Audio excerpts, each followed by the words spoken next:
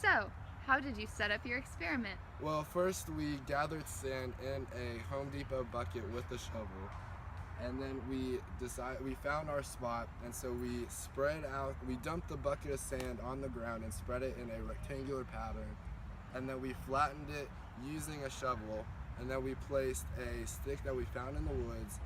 We attached peanut butter to the stick as well as birdseed to attract any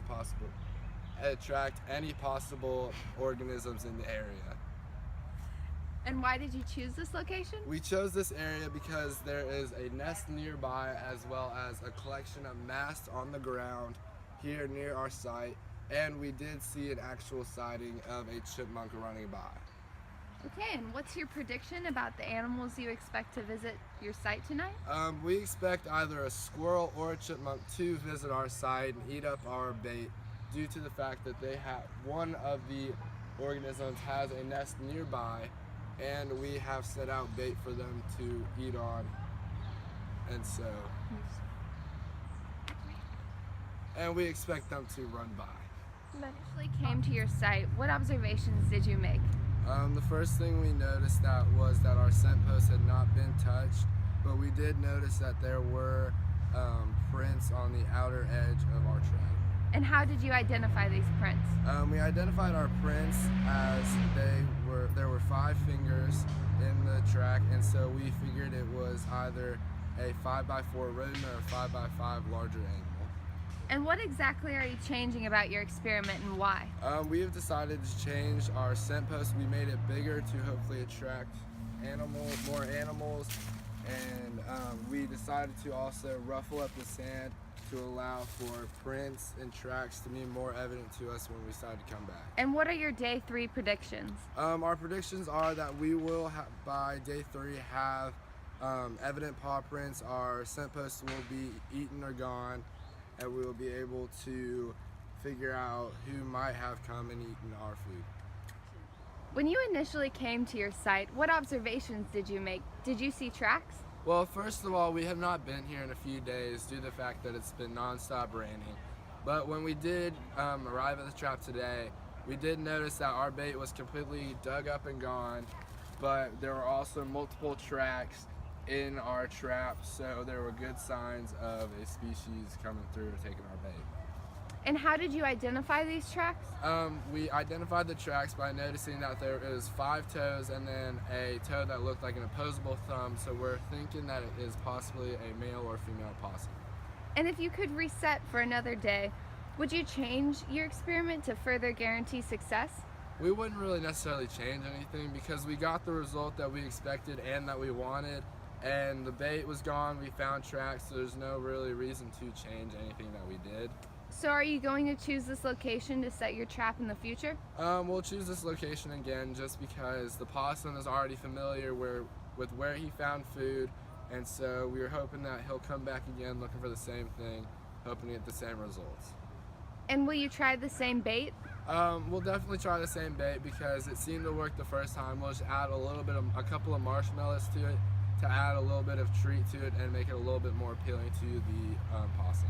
And what size and type of trap are you requesting? We're gonna probably get around a pretty large trap just because we don't necessarily know the size of the male or female opossum, and we just want to be ready for whichever comes its way, and it's got big enough to survive a little bit in the trap while we're gone. Okay, thank you. You're welcome. And then, yeah, we're all here. When you initially came to your site, what observations did you make? Did you see any tracks? We noticed that there were multiple tracks, as well as our bait was completely, it was moved from the original area where it was standing, as well as the food was completely licked off, eaten off, and so it was just a stick and some tracks. And how did you identify these tracks?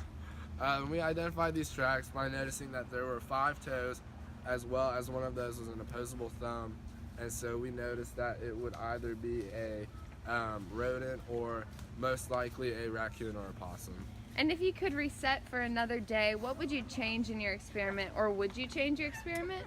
We will most likely not change our experiment just because the past 2 days we have found tracks as well as our bait has been eaten, and so there would be no really reason to change anything that we've been doing, and we're hoping for the same result. So will you choose this location to set your trap? We will choose this location again because, again, the past 2 days our bait has been eaten, so hopefully at this time the species or animal has been getting used to coming here and finding food, so when we do decide to come and trap here, they'll come again to look for more food. And what type of bait will you try?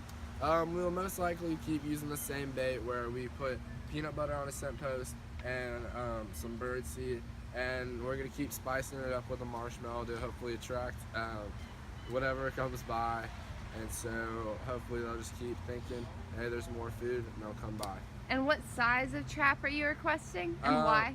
We're going to request a large trap because we believe it's going to be a large animal by this type of tracks that we have found, and just on the based off of our observations, noticing it's 5 toes, so those tend to be bigger animals. Okay. When you initially came to your site, what observations did you make? Did you see any tracks?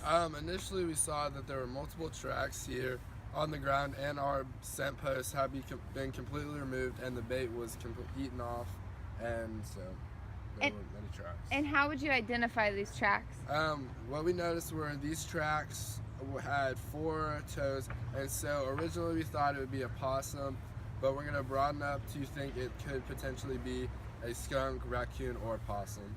And if you could reset for another day, would you change anything in your experiment? We wouldn't change anything. We've been getting the same result. We're getting tracks, our bait is being eaten, and so there's no need to change anything if we're getting the results that we want to find.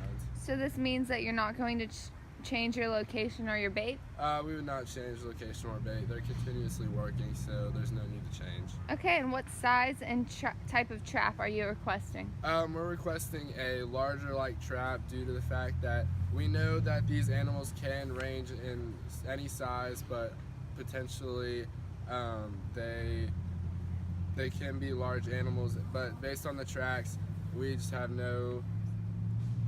And the larger trap that we're trying to get would potentially be a 2-door trap because we don't know which direction necessarily that they're going in, and so we'd need that 2-door trap to just play it safe and catch whichever animal decides to come and eat our bait. Okay.